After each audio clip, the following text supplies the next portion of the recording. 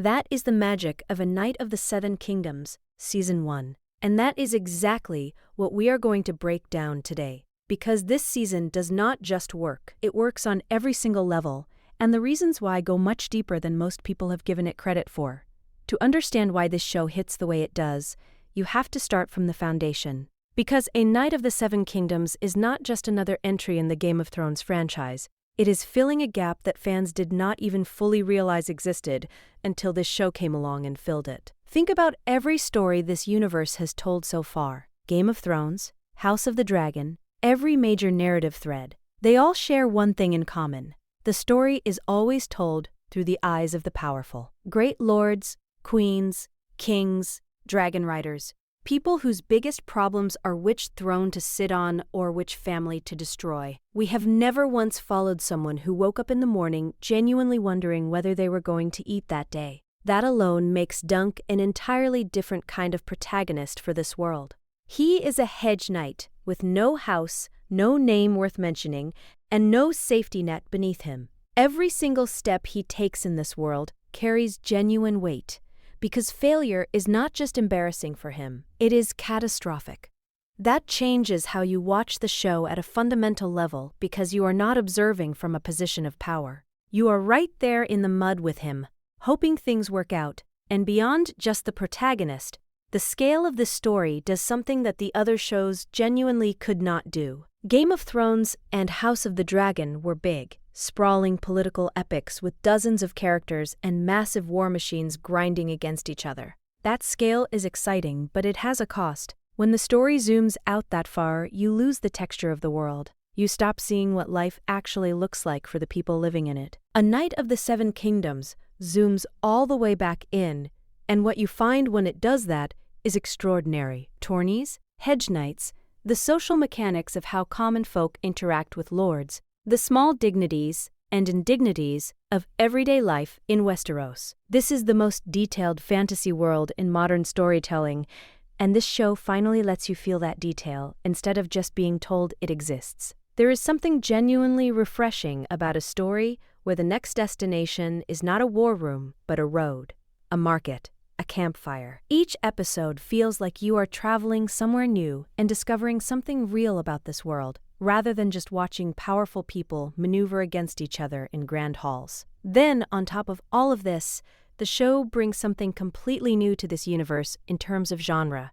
There has never been a comedic Game of Thrones story before. That is not a small thing. The humor in this show is not forced, and it is not out of place. It flows naturally from the characters and from the world itself. And what makes this work so brilliantly is that the humor is not the whole story. It is the setup. The show lulls you into this warm, funny, almost gentle experience, and then pivots into something far more dramatic and emotionally heavy. That pivot is not jarring because it was earned. You were comfortable, you trusted the show, and then it used that trust against you in the best possible way. The genre shift feels dynamic and alive in a way that makes the story feel like it has real momentum rather than just being a pleasant but inconsequential adventure. But none of these foundational strengths would matter half as much without the relationship at the center of it all. Dunk and Egg are simply one of the best duos this franchise has ever produced. And I say that with full awareness of how strong the competition is. Bronn and Tyrion, Tyrion and Varys, Arya and the Hound. These are iconic pairings that defined Game of Thrones for millions of people. Dunk and Egg outclass all of them, and they do it through pure, relentless chemistry built on one of the most delicious ironies in the entire show. Dunk is enormous, physically imposing, slow to read a room, and operating entirely on instinct and honor. Egg is a child, a princeling, sharp as a blade and loaded with knowledge Dunk could never have. They are complete opposites in almost every measurable way, and that opposition creates a dynamic that is funny, warm, occasionally tense, and deeply human all at once. Every single scene they share is working on multiple levels simultaneously. The humor is there, but so is genuine affection, mutual respect built on strange circumstances, and an underlying emotional core that makes you care about both of them deeply. The intelligence contrast is where a lot of the humor lives. Egg constantly correcting Dunk, stepping in to fill in context that Dunk does not have, explaining who a lord is or how something works, not just for Dunk's benefit, but for ours as the audience. It is an incredibly efficient piece of storytelling because the exposition never feels like exposition. It feels like a kid showing off to the one adult in his life who will actually listen. Then there is the obedience dynamic, which is where the relationship gets its most iconic texture. The running joke of Dunk threatening to give Egg a clout to the ear works because of what lives underneath it. Dunk knows he cannot actually do it. Egg knows Dunk cannot actually do it. And yet there is something genuinely charming about the fact that Egg backs down anyway, not because he is afraid, but because he actually respects Dunk on some level, despite the power imbalance being completely inverted from what it should be. A prince deferring to a hedge knight who technically cannot even enforce his own authority. That is funny, but it is also kind of beautiful. And the class contrast adds yet another layer where Egg's disgust at ordinary things, a fly in his cider, sleeping on the ground, eating salt beef, works both as comedy and as a constant subtle reminder that this boy is not who he says he is. These small details accumulate into something that feels incredibly rich and fully realized by the end of the season. What makes their bond even more compelling is the magnetic pull Egg has toward Dunk from the very beginning. It is almost instinctual. Egg sniffs out Dunk's sense of honor like he was born to recognize it, and his refusal to be sent away creates this endearing dynamic where Dunk, despite having every practical reason to reject this complication in his life, simply cannot bring himself to do it. Dunk sees something of himself in Egg. Maybe it is the displacement, the sense of not quite fitting the world you were born into. Maybe it is just that Dunk is too decent to turn away someone who genuinely needs him. Either way, the connection that forms between them feels earned and real rather than convenient. And that is rare. Most duos in storytelling exist because the plot puts them together. This one feels like these two people would have found each other regardless of what story they were dropped into. And here is the deepest layer of irony the show has to offer.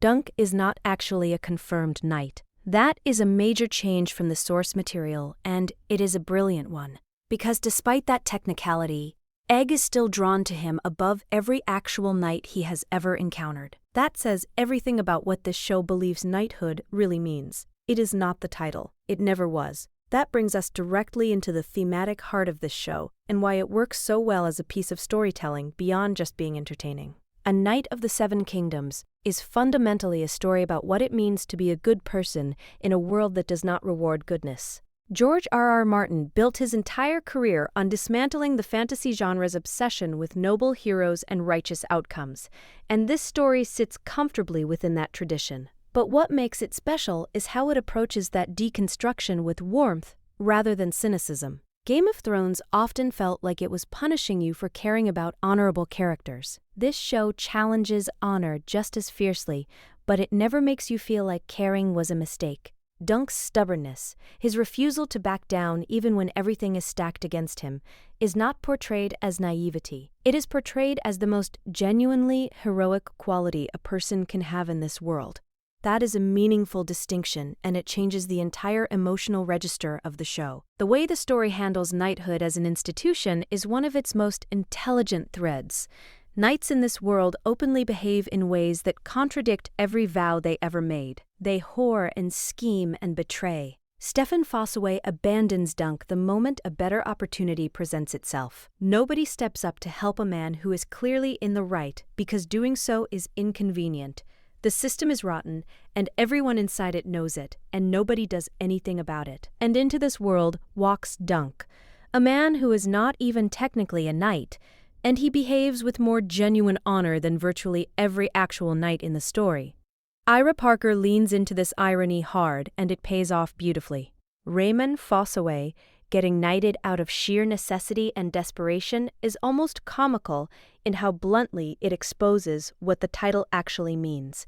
It is a reward, a transaction, a convenience. It has nothing to do with character.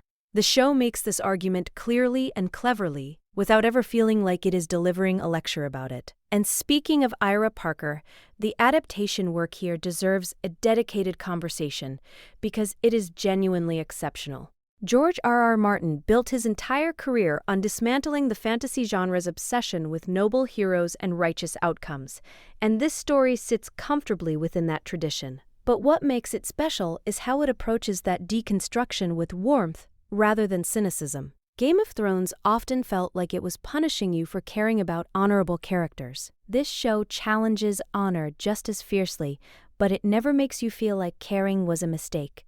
Dunk's stubbornness, his refusal to back down even when everything is stacked against him, is not portrayed as naivety. It is portrayed as the most genuinely heroic quality a person can have in this world.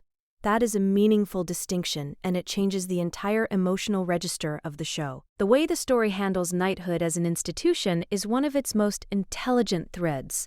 Knights in this world openly behave in ways that contradict every vow they ever made. They whore and scheme and betray. Stefan Fossaway abandons Dunk the moment a better opportunity presents itself. Nobody steps up to help a man who is clearly in the right because doing so is inconvenient.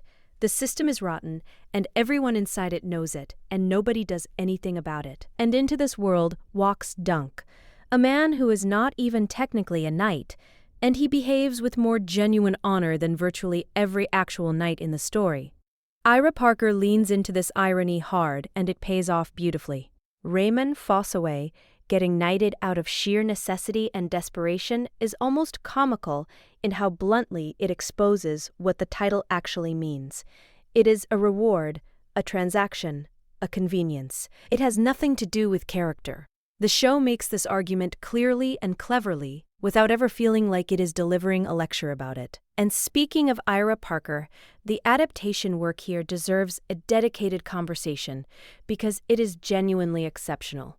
This is a topic that tends to generate a lot of noise in fandom spaces, with people defaulting to the position that any change from source material is a betrayal of the original creator's vision. But that position misses something fundamental about what adaptation actually is. The Hedge Knight novella is about 100 pages long. It is a tight, efficient piece of storytelling with very little room for the kind of character development that television demands.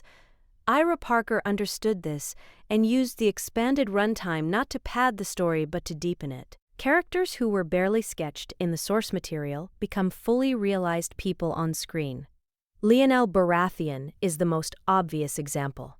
In the novella, he essentially shows up because he thinks a trial of the Seven sounds exciting, and it has not been done in a while. That is it. On screen, he becomes one of the most charismatic and entertaining presences in the entire season. A chaotic, larger-than-life personality whose energy crashes into Dunk's more reserved nature in ways that are endlessly entertaining. Every scene he is in becomes immediately more alive, and the show is significantly richer for his presence. That kind of transformation